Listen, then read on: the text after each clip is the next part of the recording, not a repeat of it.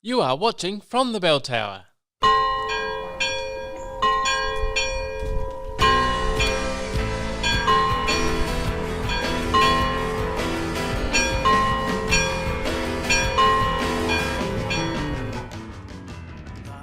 Welcome to this visual episode of From the Bell Tower. The Nhill Lutheran Parish of St Paul's Nhill, St Paul's Wirral and St John's Parrot invites you to hear and share in God's Word in worship on this 6th Sunday of Easter. Our focus for the service is living in the resurrected Jesus, day in, day out. I'm Pastor Carl Thiele, who will lead you in receiving God's Word.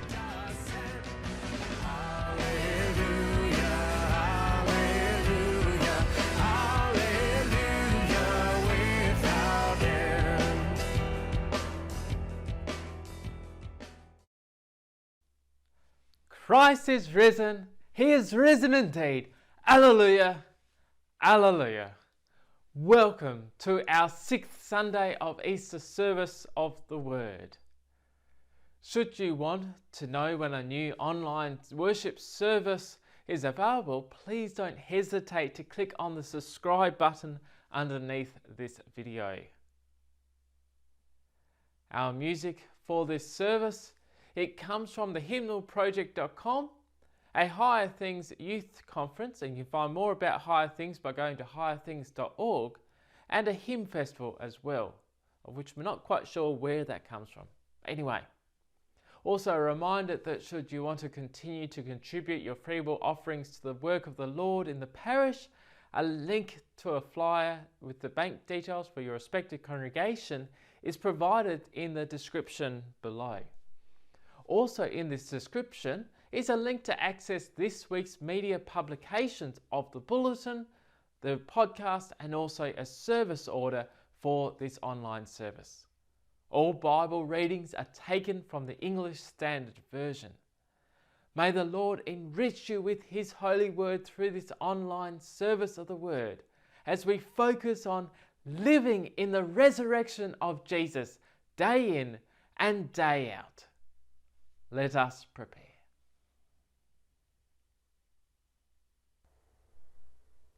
We begin our time in God's Word in the name of the Father, and of the Son, and of the Holy Spirit. Amen. Brothers and sisters in Christ, let us draw near to God our Heavenly Father with a true heart, confess our sin, and ask in the name of our Lord Jesus Christ to forgive us.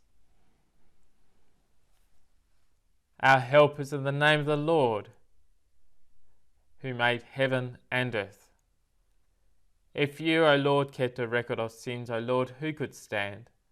But with you there is forgiveness. Therefore you are feared. Since we are gathered to hear God's word, call upon Him in prayer and praise. Let us firstly consider our unworthiness and confess before God and before one another that we have sinned in thought, word and deed, and that we cannot free ourselves from our sinful condition. Together as His people, let us take refuge in the infinite mercy of God, our Heavenly Father, seeking His grace for the sake of Christ and saying, God, be merciful to me, a sinner. Almighty God, have mercy upon us, forgive us our sins and lead us to everlasting life. Amen. Almighty God, in His mercy, has given His only Son to die for you, and for His sake forgives you all of your sins. As a called and ordained servant of Christ, and by His authority, I therefore forgive you all of your sins, in the name of the Father, and of the Son, and of the Holy Spirit. Peace of the Lord be with you. Amen. Let us join together as we say the words of our psalm, Psalm 66. Bless our God, O peoples.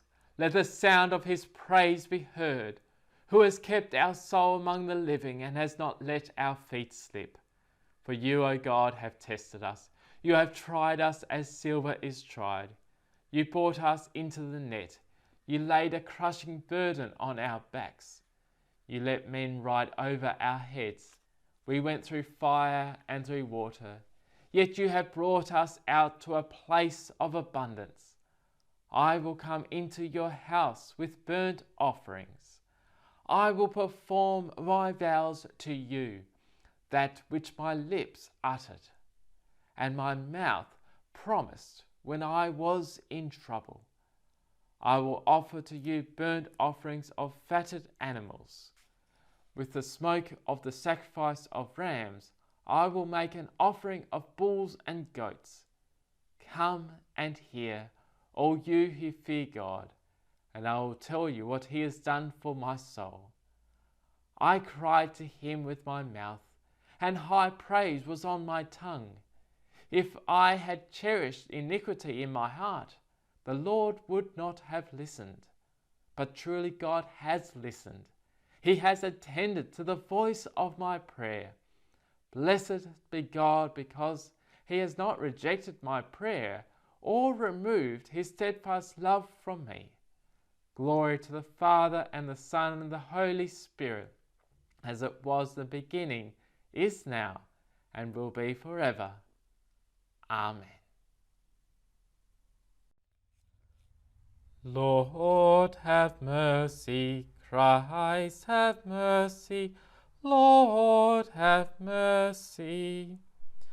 To God on high be glory and peace to all the earth.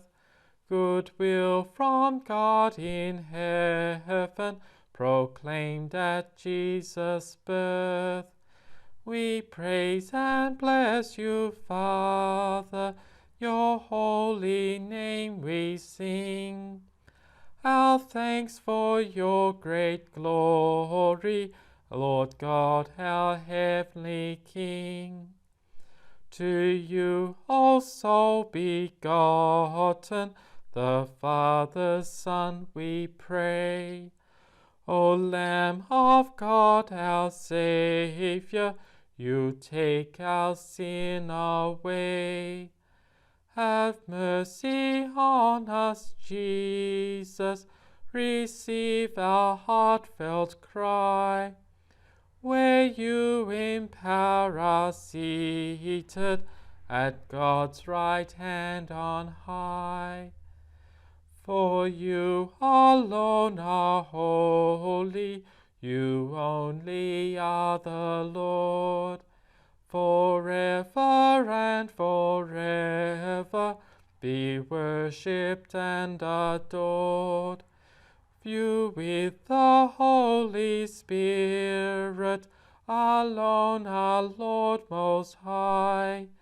In God the Father's glory, Amen, our glad reply.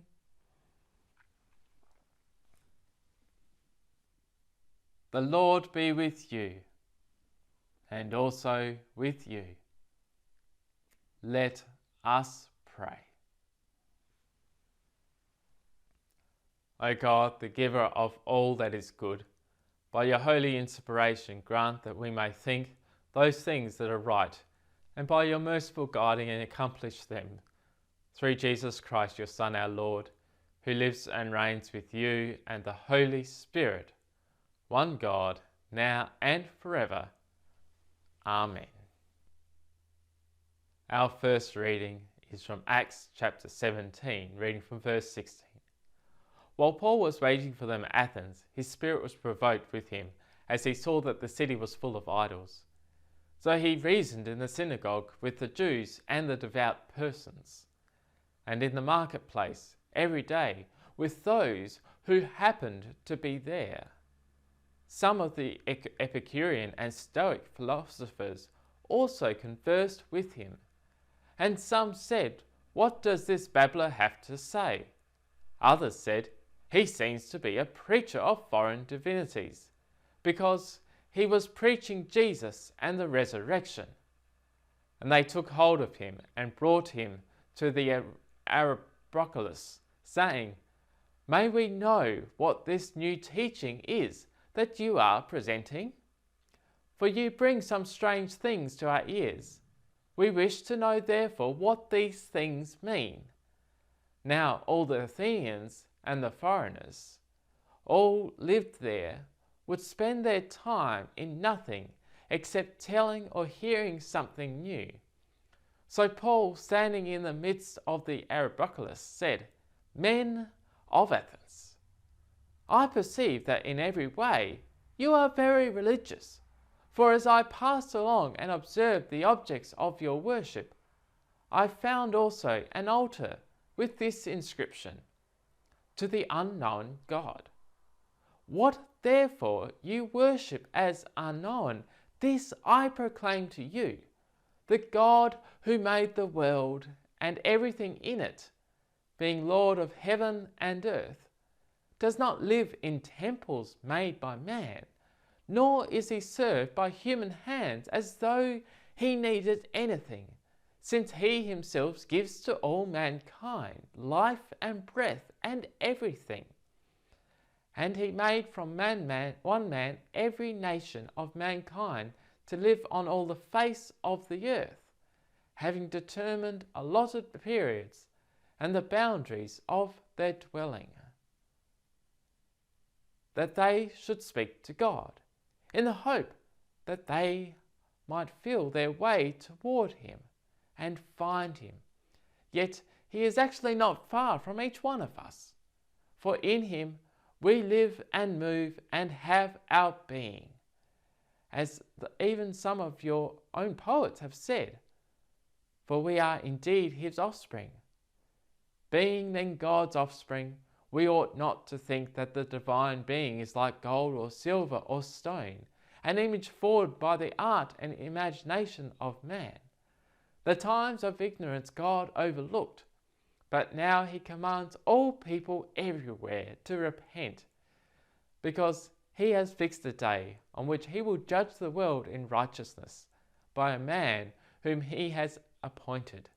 And of this he has given assurance to all by raising him from the dead. This is the word of the Lord. Thanks be to God. Our epistle reading is from 1 Peter chapter 3, from verse 13. Now who is there to harm you if you are zealous for what is good? But even if you should suffer for righteousness' sake, you will be blessed. Have no fear of them, nor be troubled, but in your hearts regard Christ as Lord, as holy, always being prepared to make a defense to anyone who asks you for a reason for the hope that is in you. Yet do it with gentleness and respect, having a good conscience, so that when you are slandered, those who revile your good behavior in Christ may be put to shame. For it is better to suffer for doing good, if that being God's will, than for doing evil.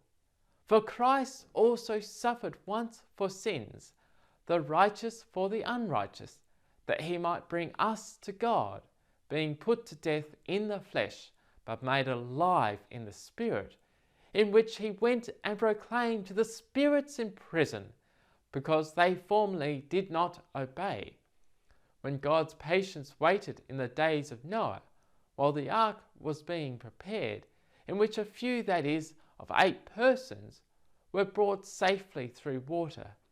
Baptism, which corresponds to this, now saves you, not as a removal of dirt from the body, but as an appeal to God for a good conscience, through the resurrection of Jesus Christ, who has gone into heaven and is at the right hand of God, with angels, authorities, and powers having been subjected to him. This is the word of the Lord. Thanks be to God. Alleluia, alleluia, alleluia. These things were written that you may believe that Jesus is the Christ, the Son of God. Alleluia, alleluia, alleluia. Our Holy Gospel written in John chapter 14. Glory to you, O Lord. Jesus said, "If you love me, you will keep my commandments. And I will ask the Father, and he will give you another helper to be with you forever, even the Spirit of truth, whom the world cannot receive, because it neither sees him nor knows him. You know him, for he dwells with you and will be in you. I will not leave you as orphans. I will not come to you. Yet a little while, and the world will see no more. But you will see me. Because I live, you also will live. In that day you will know that I am in my Father, and you in me, and I in you. Whoever has my commandments and keeps them, he it is who loves me. And he who loves me will be loved by my Father, and I will love him and manifest myself to him." This is the gospel of the Lord. Praise be to you, O Christ. Let us confess our faith in this very word with the words of the Apostles' Creed. I believe in God the Father Almighty, maker of heaven and earth, and in Jesus Christ, his only Son, our Lord, who was conceived by the Holy Spirit, born of the Virgin Mary, suffered under Pontius Pilate, was crucified, dead, and buried. He descended into hell. The third day he rose again from the dead. He ascended into heaven and sits at the right hand of God the Father Almighty. From there he will come to judge the living and the dead. I believe in the Holy Spirit, the holy Christian Church, the communion of saints, the forgiveness of sins, the resurrection of the body, and the life everlasting. Amen.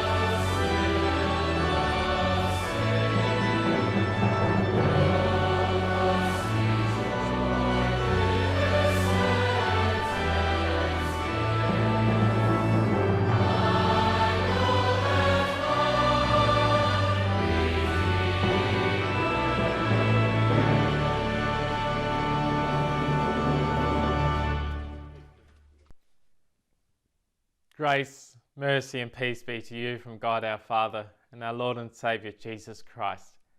Amen. Christ is risen, he is risen indeed. Alleluia, alleluia.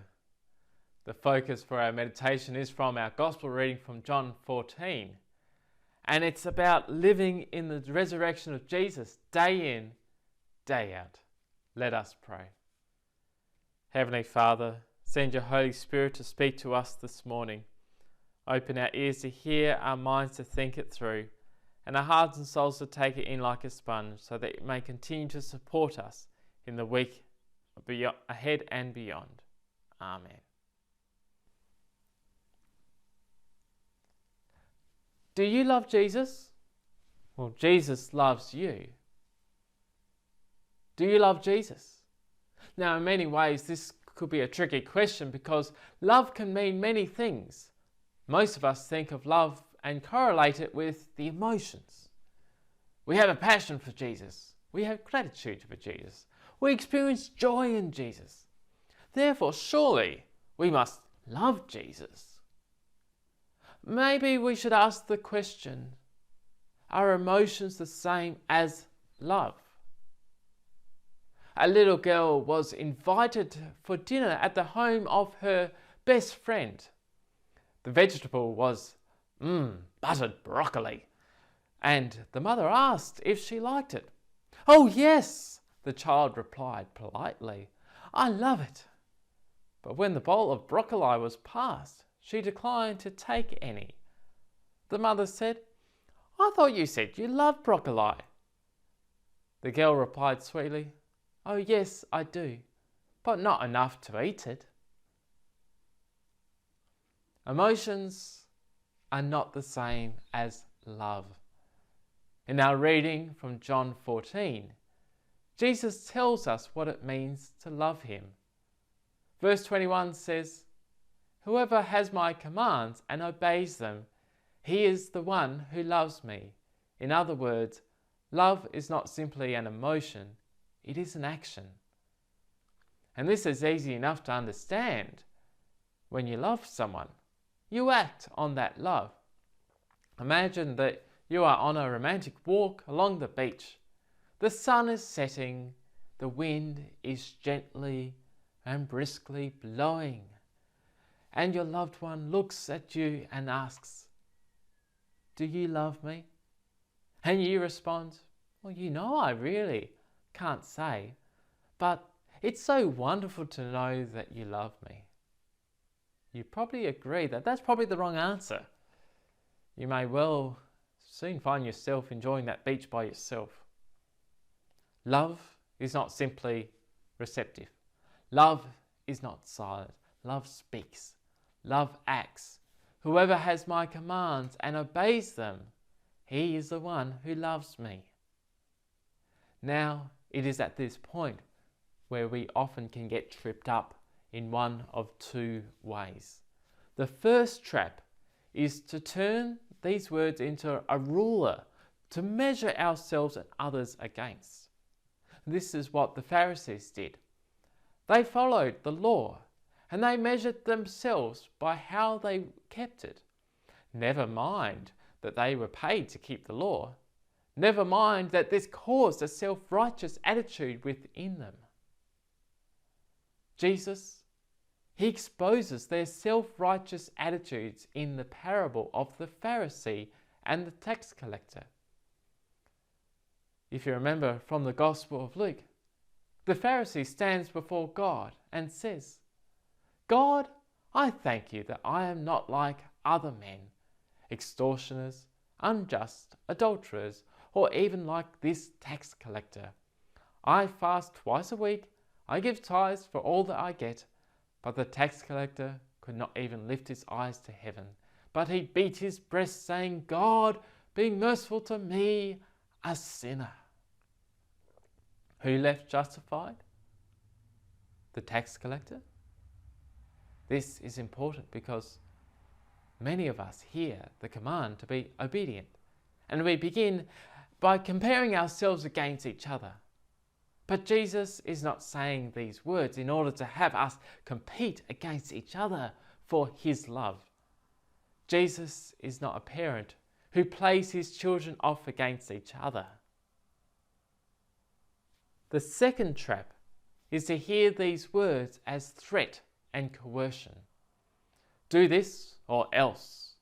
Obey my commands or else you do not love me. The problem with coercion is that it does not fit in the language of love. Have you observed how often couples will use ultimatums against each other in order to produce love? Ultimatums might stop destructive behaviour. However, ultimatums do not produce love. True love is not coerced. True love is free. It responds like the Apostle Paul, who writes, "Rejoice in the Lord always. Again I say rejoice. Love is freely given." You see, Jesus is not speaking these words as a parent who wants you to earn his affection, nor is he speaking as a boss who tries to manipulate your performance. Rather, Jesus is speaking as the good shepherd, and as the one who washed his disciples' feet, and as the one who called his disciples friends. These words are not meant to coerce you, rather they are meant to help. In his treatise on good works, Luther explains how commands are meant to help Christians. He says, imagine a young lover to whom we must whisper, "Psst, Daniel, send Pamela flowers. She loves chocolates, so give her something." Now, such words through commands are far from threatening, and they come as relief to the lover ignorant of the beloved's desire. This is what Jesus is doing in this passage. Jesus is saying, "Psst, whoever has my commands and obeys them, he is the one who loves me." Now you have to remember that the disciples have Jesus' commands. That very evening, Jesus gave to them the new command. After washing their feet, Jesus said, "A new command I give to you. Love one another as I have loved you. So you must love one another. By this all men will know that you are my disciples if you love one another." To make sure they got it, later that evening, Jesus said, "My command is this: love one another as I have loved you." Jesus tells his disciples to love him by loving each other. Love. Jesus does not give them too many rules. He does not tell them 47 different ways to love. He simply shows them what love is. It is sacrificial. It is doing what none of us could do. It is taking all the pain and suffering of every person who lives, and will live in this world, along with the sins of the whole world, including yours, including mine.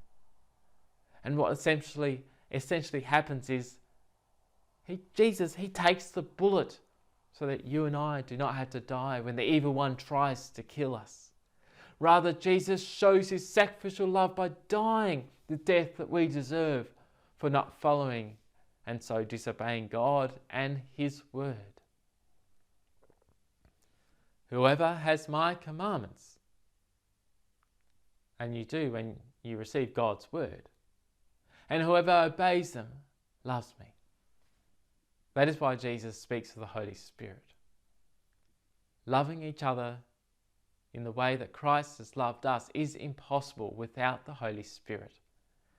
Love hopes all things and expects nothing. Love gives all things. If we are going to keep this command to love, the Holy Spirit needs to come alongside us and comfort and help us.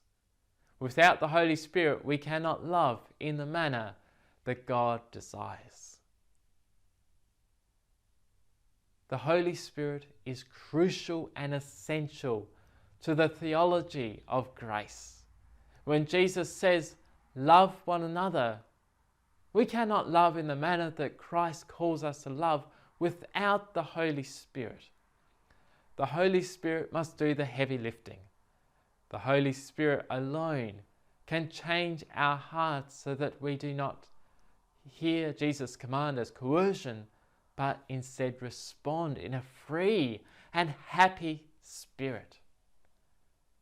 As you are encouraged to learn, take in, think about, apply to your life God's holy word, may you see how simple, how direct, how powerful living in God's words is.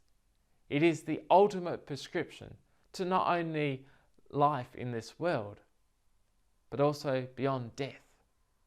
This prescription for life and for loving others, it's written by God, it is filled by Jesus, and it's delivered to you by the Holy Spirit through God's word.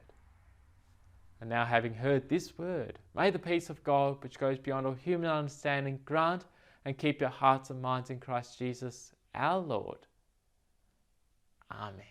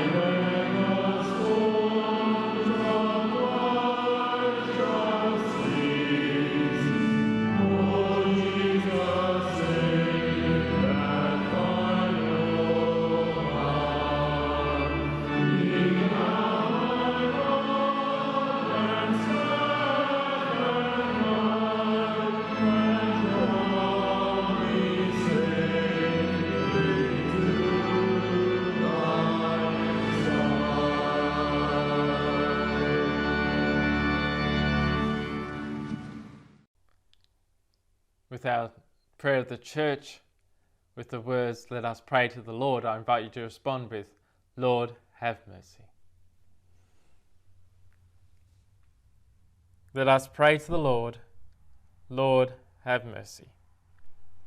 For the faithful proclamation of Jesus Christ to those who do not know him, that through hearing the word of the Lord, many may be brought to faith and to the knowledge of the truth. Let us pray to the Lord. Lord, have mercy. For the Church of God here and everywhere, that all who confess Jesus Christ may be united in doctrine and witness, defended against all the assaults of the enemy, and eager to gather together around your word and sacrament in love for one another. Let us pray to the Lord. Lord, have mercy. For this parish, for the work of the kingdom in our community, and for the resources to accomplish all that God desires, that his name may be glorified among us and his purpose fulfilled in our words and works, let us pray to the Lord. Lord, have mercy. For the agencies and institutions through which we love our neighbour and provide for those in need, for the destitute and homeless, and for everyone who suffers unemployment and underemployment, that we may aid them in their needs and assist them to find honourable labour to supply all their needs. Let us pray to the Lord. Lord, have mercy. For the lonely who suffer the burdens of life without friendship or family, for those depressed and weary of pandemic measures, and for the fellowship of the Church, that we may bear one another's burdens and live in community with Christ as our head. Let us pray to the Lord. Lord, have mercy. For the sick and those who suffer, that God would grant healing to their bodies, peace for their minds, and consolation in their grief and sorrows, especially those of our brothers and sisters in Christ, in isolation, in their own homes, in Avonlea, Iona, Nhill and Parish hospitals. And we pray also for those on our parish prayer list for this week: Karen, David and Nathan Kennedy, Neil, Debbie and Lauren Kerber, Graham, Karen and Braden Kerber. Let us pray to the Lord. Lord, have mercy. For love of godly things, that we may delight in God's word and walk in his ways, and for the Spirit, that we may be led into all truth and kept from error and false doctrine. Let us pray to the Lord. Lord, have mercy. For the nation and those who lead our nation, for the end of the pandemic, for peace among nations, and for an end to terror and violence, that we may work for the common good so that justice may prevail, life be protected, and truth abound. Let us pray to the Lord. Lord, have mercy. O Lord, our God, as we recall the obedient life and life-giving death of your Son for our salvation, we pray you to strengthen our faith and to make our hearts bold, that we may not fear, but address our prayers to you in all humility.